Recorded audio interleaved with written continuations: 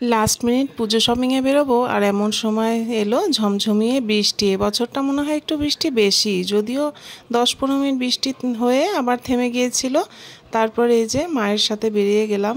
আর আজকে হচ্ছে শপিং করাবে দিদিন ওর নাতিদের শপিং করানোর জন্যই নিয়ে গিয়েছিল, আর আমি গেছিলাম সাথে ওদের চয়েস করে দেওয়ার জন্য। আর যদি আমার কিছু পছন্দ হয়ে যায় তো দেখো রিয়ান তো খুব খুশি। আর আমরা গিয়েছিলাম হলো শিলিগুড়ি স্মার্ট বাজারে। আর রিক একের পর এক চয়েস করে নিচ্ছিল। বললাম যে ঠিক আছে, তুই আগে চয়েস করে নে, তারপরে একে একে আমরা নেব।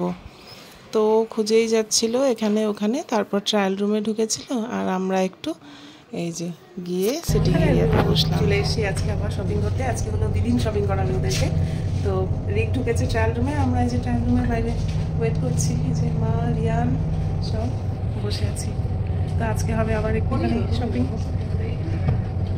তারপর রিক রিয়ান দুজনেরই শপিং হয়ে গেল, আর আমরাও টুকটাক কেনাকাটা করেছিলাম। আর দেখো মলে সুন্দর করে মায়ের মূর্তিটা সাজিয়েছে, খুব সুন্দর লাগছিল। পুরো মলটা ঘুরে দেখলাম।